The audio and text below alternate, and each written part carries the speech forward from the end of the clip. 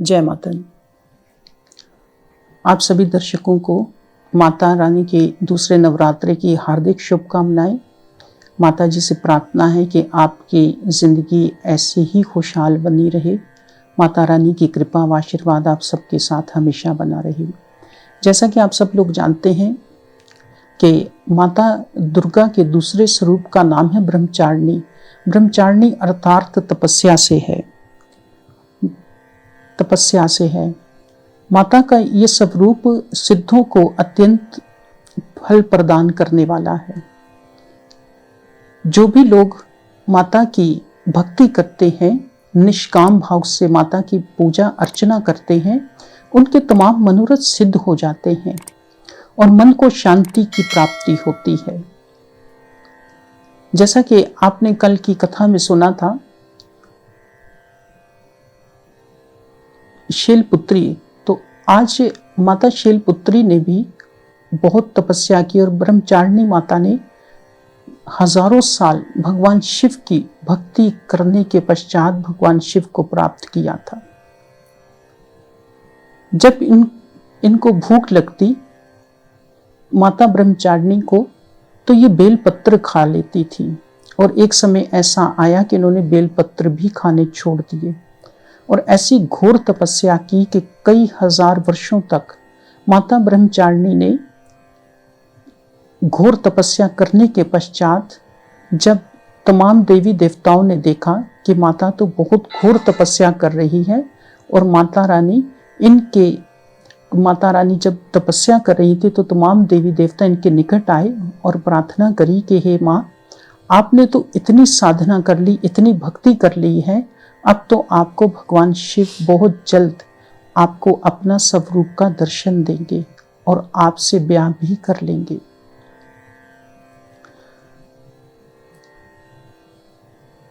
माता ब्रह्मचारिणी का अर्थ है तप की चारिणी, यानी कि तपस्या।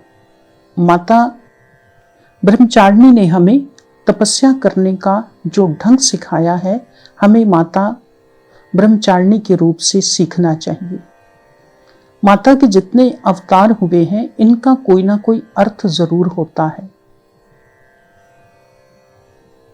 हमें इनसे ये शिक्षा ग्रहण करनी चाहिए। जब हम उपवास रखते हैं, माता के दूसरे दिन की पूजा करते हैं, तो माता से हमेशा विनती करनी चाहिए कि हे माँ, जैसे आपने भक्ति करी, आपकी कृपा से हम भी आपकी और भगवान की ऐसी भक्ति करें कि हमारा उद्धार हो। जब हम ऐसी भावना, निष्काम भावना रखते हैं, तो माता हमें इस संसार में जब तक हम जीते हैं, हम पर और आने वाली हमारी पीढ़ियों पर माता रानी की कृपा व आशीर्वाद बना रहता है। देवी भागवतम पुराण के अनुसार कभी भी माँ से ये नहीं कहना चाहिए कि माँ हमें घर दे दे, हमें बंगला दे दे, हमें गाड़ी दे दे, हमें धन दे दे। ये इंसान की जरूरत की चीजें आवश्यक हैं, परंतु हमें माता रानी के चरणों में हमेशा उनसे अरदास करनी चाहिए, हाथ जोड़ करके, ही माँ, आपकी कृपा से हमारे घर में सुख समृद्धि बनी रहे, आपका आशीर्वाद हमारे ऊपर बना रहे। अगर हमें शत्रुओं से भय है तो भी माता के चरणों में अरदास करनी चाहिए, परंतु एक बात का ध्यान विशेष रखना चाहिए कि भगवान शिव की और माता ने शिव महापुराण में और देवी भागवतम पुराण में यूं वर्णन किया गया है कि अगर कोई भक्त मन में किसी के लिए ईर्ष्या रखेगा, उसका मन शुद्ध नहीं होगा, तो ऐसे भक्त को संसार में सुख तो बहुत मिलेगा, लेकिन वो आवागमन के चक्कर में पड़ता जाएगा। हम इस संसार में 84 लाख योनियां भुगत कर आए और हम जब कोई बुरे कर्म करते हैं, बुरे विचार करते हैं, तो हम भी इस संसार से मुक्ति को, मोक्ष को प्राप्त नहीं होते, बल्कि हम 84 लाख योनियों की ही तरफ जाते हैं।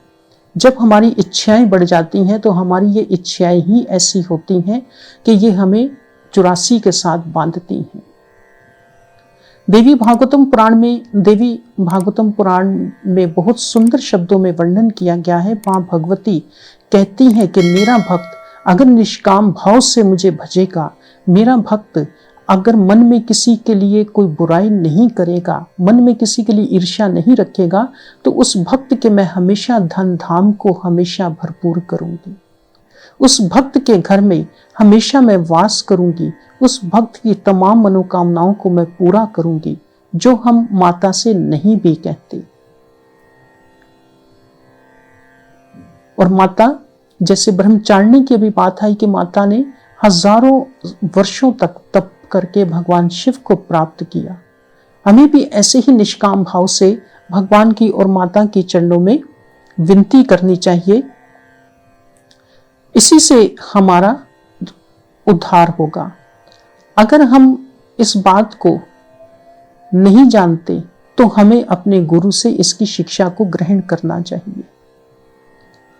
माता के नवरात्रों की पूजा जो हमें ये सीख देती है कि हमारे ऊपर अगर कोई, भगवान ना करे, कोई कष्ट आने वाला है, कोई ऐसी परेशानी आने वाली है, तो माता उसको दूर करती है। देवी भागवतम पुराण में बहुत सुंदर शब्दों में वर्णन किया गया है। माता रानी का मुखवाक्य है कि जो लोग अपने बुराइयों की बलि देते हैं, हमारे अंदर जितनी भी बुराइयां हैं, अगर हमारे अंदर कोई बुराई है तो हम माता रानी से प्रार्थना करते हैं कि ये हमारी बुराई समाप्त हो जाए। तो माता रानी का मुखवाक्य है कि जो मेरा भक्त अपनी बुराइयों की बलि देता है, इससे बढ़कर मुझे और कोई भक्त प्यारा नहीं है। हम माता के भक्त तब बनते हैं जब हम निष्काम भाव से माता की अर्चना करते हैं, हम निष्काम भाव से माता का जागरण करते हैं, हम निष्काम भाव से माता की पूजा करते हैं। तो जब हम माता की पूजा निष्काम भाव से करते हैं तो हमें साथ साथ भगवान का भी आशीर्वाद प्राप्त होता है और हमारी वो तमाम मनोकामनाएं पूर्ण होती हैं जो हम माता रानी से नहीं कह सकते। ब्रह्मचारिणी माता ने जब घोर तपस्या की तो उन्होंने गर्मी और सर्दी को भी नहीं देखा, उन्होंने गर्मी और सर्दी को भी नहीं देखा। अगर सख्त गर्मी है तो भी माता रानी माता ब्रह्मचारिणी बैठकर घोर तपस्या कर रही हैं। अगर सर्दी में वर्षा हो रही है तो भी माता रानी ने किसी बात की चिंता किए बिना शिवलिंग के पास बैठकर भगवान शिव की आराधना करी है। तो माता ब्रह्मचारिणी की कथा का सार क्या निकला? माता रानी की इस कथा का जो अर्थ क्या हुआ कि हमें भी हमेशा उस माता रानी पर और अपने भगवान पर, अपने इष्ट देव पर हमेशा ऐसे ही भरोसा रखना चाहिए कि जिससे हमें माता रानी का और भगवान का आशीर्वाद की प्राप्ति हो। हमें वो सुख कभी भी नहीं चाहिए जो इस संसार में ही समाप्त हो जाए। हमें तो वो सुख चाहिए जो हमें मृत्यु के बाद भी हमें आवागमन में ना फंसाए और परमात्मा के चरणों में ले जाए। ऐसा देवी भागवतम पुराण में वर्णन किया गया है। माता दुर्गेश्वरी, माता रानी मोक्ष की दाता है, कल्याण करने वाली हैं, इस संसार में भी और मृत्यु के पश्चात भी। तो हमें इस बात का ध्यान रखना चाहिए। और माता को प्रसाद में पंचामृत और शक्कर का भोग लगता है। हम जब माता रानी को या अपने इष्ट देव को या भगवान को जब हम भोग लगाते हैं तो सबसे पहले हमारा मन शुद्ध होना चाहिए।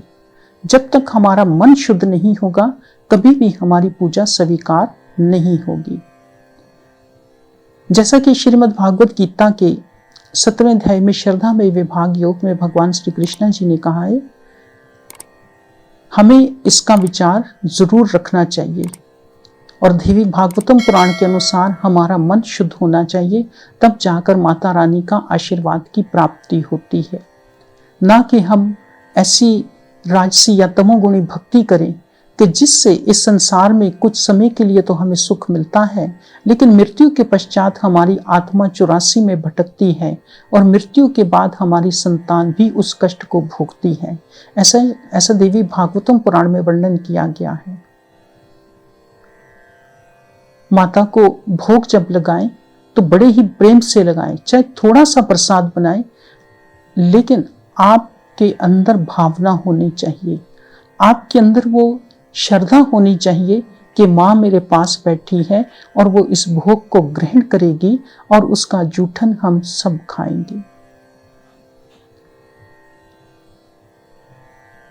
देवी भागवतम पुराण में ब्रह्मचारिणी माता की कथा में बहुत सुंदर शब्दों में वर्णन किया गया है कि जो भक्त मेरे दिए, मेरा भक्त जो प्रसाद मुझे अर्पण करेगा, उस प्रसाद के अर्पण करने के पश्चात जब वो प्रसाद को ग्रहण करेगा तो उसको चाहे पेट की पीड़ा हो या शरीर में कोई भी ऐसा रोग उत्पन्न हो चुका हो या हो रहा हो, तो मेरे आशीर्वाद से वो जब उस प्रसाद को ग्रहण कर लेता है वो भक्त, तो उसके तमाम दुखों को मैं हर लेती हूँ।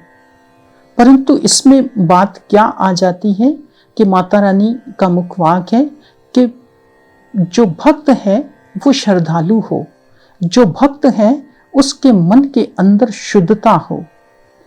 जब शुद्धता होगी, आप किसी को बुरी आंख से नहीं देखना, किसी की बुराई अपने कानों से नहीं सुनना, जुबान से किसी को निंदा या गाली नहीं देनी, अपने हाथों से किसी को कष्ट नहीं पहुंचाना, अपने पैरों से चलकर किसी गलत जगह पर नहीं जाना।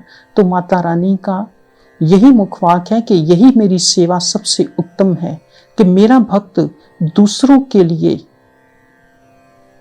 कभी भी दुखदायी नहीं बने बल्कि सुखदायी बने।